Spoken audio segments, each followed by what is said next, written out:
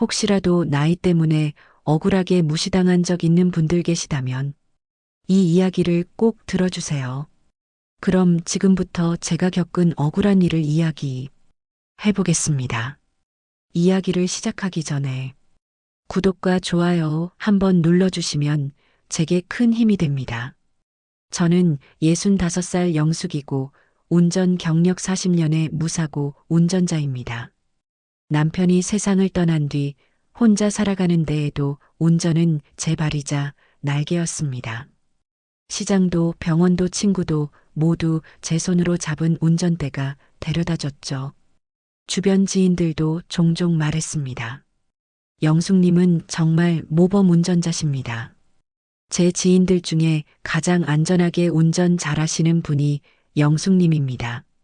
그 말이 뿌듯했고 그게 제 자존심이었습니다. 하지만 그날 제 평생의 자존심이 산산이 부서졌습니다. 그리고 며칠 뒤 그 자존심은 더 단단한 복수로 돌아왔습니다. 그날은 맑은 오후였습니다. 평일 낮도로는 한산했고 신호등이 초록으로 바뀌자 부드럽게 출발했습니다. 좌회전 차로로 진입하려는 순간 오른쪽에서 검은 SUV가 미끄러지듯 끼어들었습니다. 본능적으로 브레이크를 밟았습니다.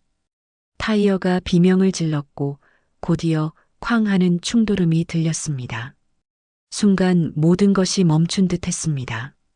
심장이 쿵쾅거리고 손끝이 떨렸지만 일단 차에서 내렸습니다. 사람이 다쳤는지부터 확인해야 했습니다. 그러나 사고보다 더 무서운 건 그 다음에 마주한 사람들의 태도였습니다. SUV 운전자는 40대 초반쯤 되어 보였습니다. 차에서 내리자마자 다가오더니 소리를 질렀습니다.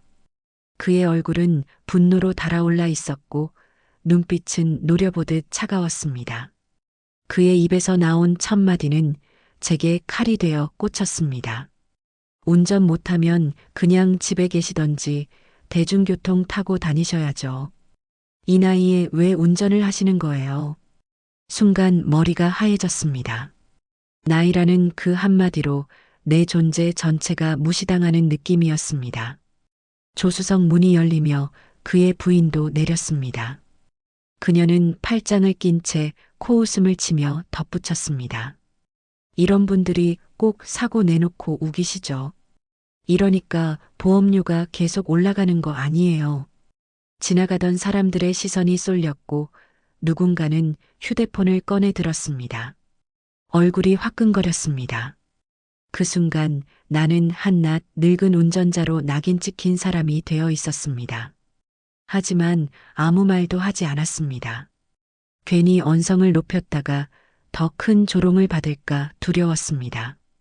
대신 마음속으로 다짐했습니다. 기록이 있어서 다행이야. 기록이 말해주겠지. 증거로 보여주자. 차로 돌아와 블랙박스를 확인했습니다. 녹화는 멀쩡히 되어 있었습니다. 좋아요. 당신들이 뭐라 해도 진실은 여기에 있습니다. 보험사에 연락했습니다.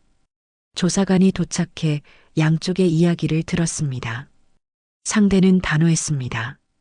이분이 갑자기 끼어들었어요. 반응이 느려서 제 차를 들이받은 거라고요. 부인은 고개를 끄덕이며 거들었습니다. 우리 블랙박스 보면 다 나올 거예요. 보험사는 임시로 제 과실 60%, 상대방 40%로 조사에 착수했습니다. 억울했지만 끝까지 차분히 기다렸습니다. 그날 밤 집에 돌아와 블랙박스를 돌려봤습니다. 화면에는 분명히 제 차가 정지선 앞에서 멈춰 있었다가 신호가 바뀌자 천천히 출발하는 모습이 나왔습니다. 그리고 오른쪽 직진 차로에서 상대 SUV가 갑자기 꺾여 들어왔습니다.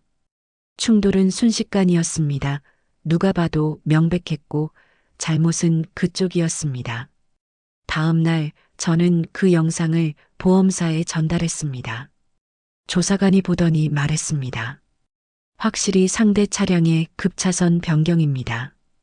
결과는 달라질 겁니다. 하지만 상대는 끝까지 인정하지 않았습니다. 그거 영상 편집한 거 아니에요? 그 말에 황당했지만 더는 대응하지 않았습니다. 며칠 후 부인의 문자가 도착했습니다. 그 정도 나이 드셨으면 이제 운전 그만하세요.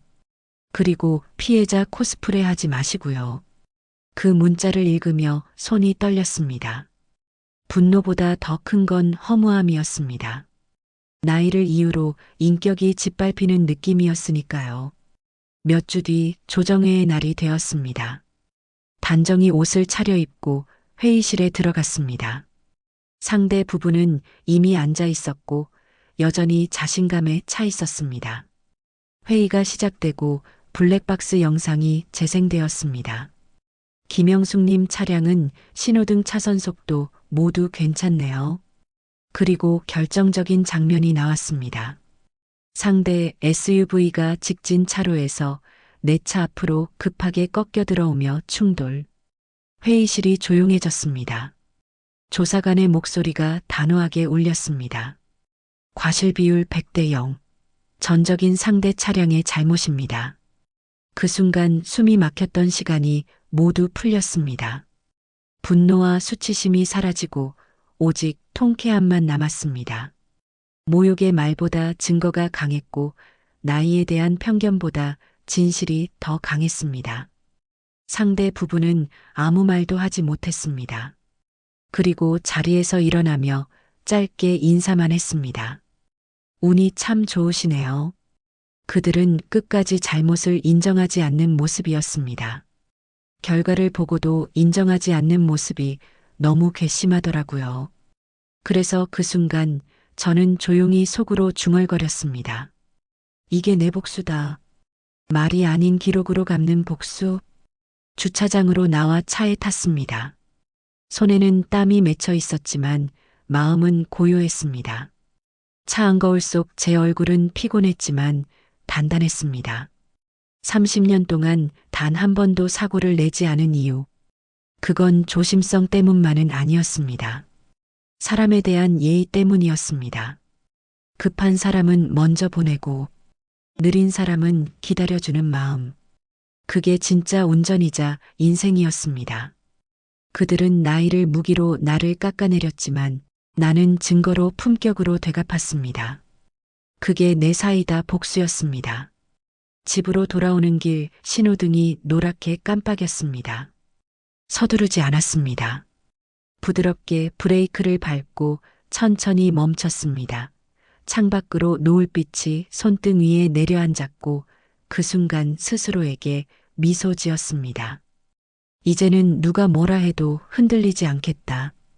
혹시 여러분도 나이 때문에 억울한 일을 당한 적 있으신가요? 운전도 인생도 나이가 전부가 아닙니다. 결국 남는 건 나이보다 경험과 실력, 그리고 사람에 대한 예의입니다. 여러분이라면 이런 상황에서 어떻게 하셨을지 댓글로 남겨주세요. 오늘 이야기가 와닿으셨다면 주변 분들에게 공유해 주세요. 구독과 좋아요로 응원 부탁드리고 어디서 이 이야기를 듣고 계시는지 댓글로 남겨주세요. 감사의 인사드리겠습니다. 항상 건강하세요.